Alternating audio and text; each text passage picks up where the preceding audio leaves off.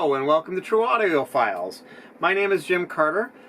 Today we're going to have two parts of the best of 2019 for you. The first part is going to go over new releases for the year. And then part two will go over the honorable mentions and deluxe editions or reissues of previously released albums.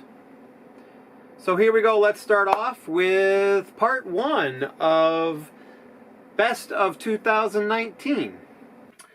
First one up, and these are in no particular order, so don't think I put them in order at all. I don't like doing that because it's just too hard. First up is Gary Clark Jr. and This Land. This is just a phenomenal album.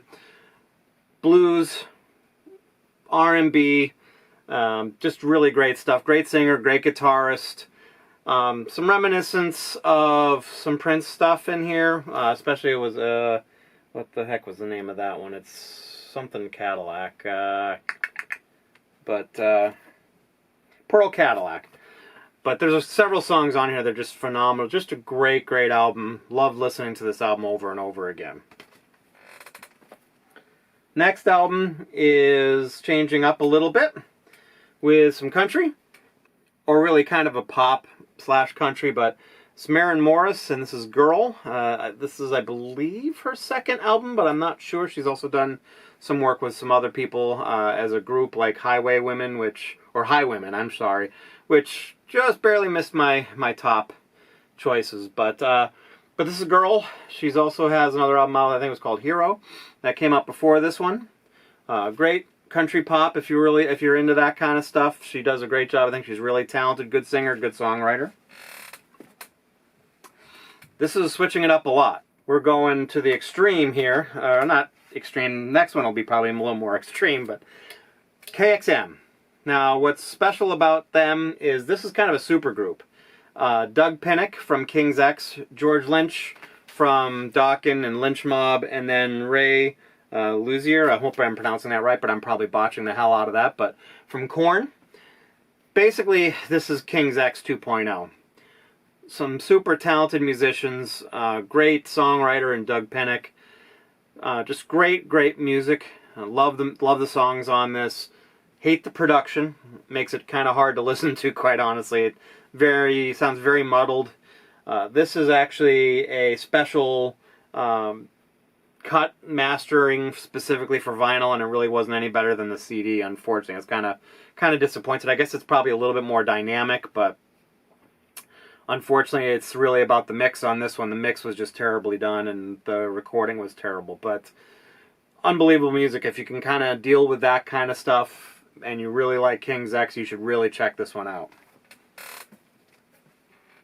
So like I said, going to the extreme, the next is Jinjer and Macro. They also had an album out called Micro, which is more of an EP. I kind of throw both of them together, but if you've seen my previous video about Black Friday Record Store Day, you saw that I got the RSD exclusive version of this that came out. This is actually another exclusive that was only available on the Napalm Records site, which is green vinyl. But super talented, kind of prog rock, but more heavy leaning to heavy metal, more heavy metal than prog. They kind of branch out a little bit on this too. There's a kind of a reggae-ish sounding song on here too, but what really sets them apart from most others that are out there is just the singer's ability. It's a woman singer. They're a Ukrainian band, but the singer is just crazy talented. She can have that deep guttural metal, black metal deathy sound to her voice, but then she can also do your traditional, like what you'd heard in the 80s and 90s for heavy metal vocals, like Queensryche, if just kind of throw out a name out there, but she can have that kind of a voice too. So she's very flexible, and she'll do it in the same song, go back and forth. And when I first heard them, I thought it was two different singers, but the same woman. It's pretty unbelievable. Next up is Pink. Pink is actually one of my favorites. Really respect her. Saw her live probably after she started to make it really big. Like Let's Get the Party Started way back.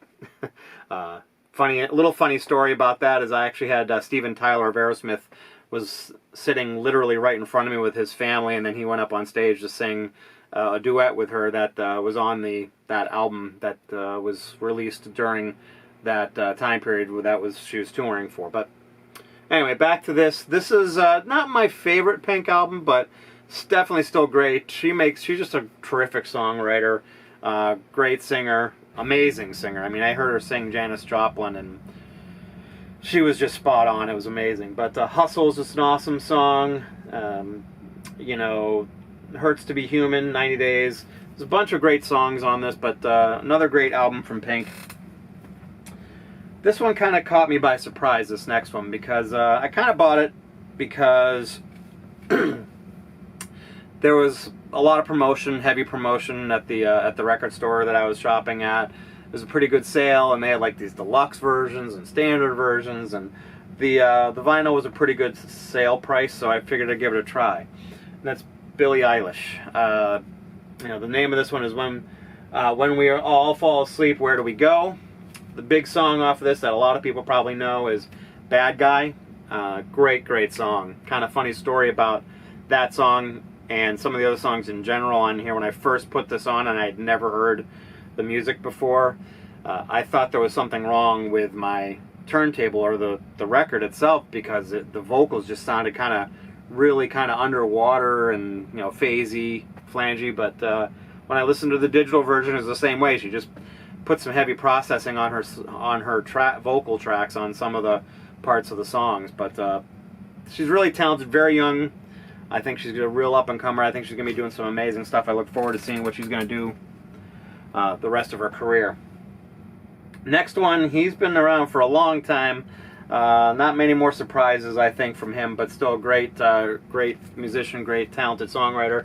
Bob Mould, lead singer from Husker Du, kind of created Sugar after that, the band Sugar, and then did a lot of solo stuff also.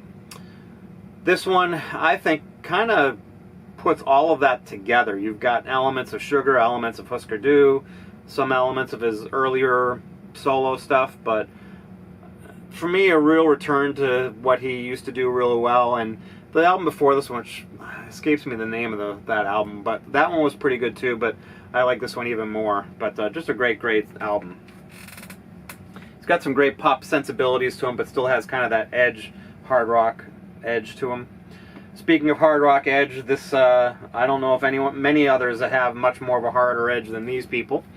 It's Exhorder. If you really like Pantera, especially their hard, thrashy stuff, these guys were doing that before Pantera. My guess is they probably inspired Pantera to go in that direction, maybe. This is their first album in 27 years, and they really picked up where they left off. It's got that same classic thrash, heavy stuff. Great vocals, great guitars, great production. Just a great album altogether. I really enjoyed it. If you like thrash metal, especially like the Pantera, After Cowboys from Hell, you know, Vulgar Display of Power, for example. If you really like that album, I think you'll really like this too. Next one, I'm including this one more for, I think, who she is and where I think she's going more than anything. It's Emmaline. I got this as a Kickstarter. It's signed. I first started seeing her, I think it was on Facebook, where she was doing a lot of jazz vocal kind of remakes and just doing an amazing job. She had a kind of a Billie Holiday edge to her voice a little bit, but could really pull off anything, and I've seen her play violin too, so she can really play violin also. This is kind of more R&B, soul-ish type of music. There's 6 songs on this EP. I think you can still get it on her website, but it's really good stuff. Alright, last up on my top 10 list is Hannah Williams and the Affirmations, 50-Foot Woman. Interesting about this one is I kind of stumbled across this one by hearing the song 50-Foot Woman in an ad. It was some car ad, and I Shazammed it and found out what it was, listened to it on streaming services, and really fell in love with the album. They're really soul, kind of on the along the lines of Sharon Jones and the Dap Kings, maybe, but a little bit more rock orientated, maybe. They like to classify themselves, I think, as what do they say? Psychedelic soul, which I guess is probably a pretty good description. Great vocalist, awesome drummer, just great musicians all around. Just a great pickup. I'm really happy I bought this one. And if you like Sharon Jones and Dap Kings and that style of soul and funk, if you will, not really funk, but kind of more soul and rock, I think you'll really dig this one.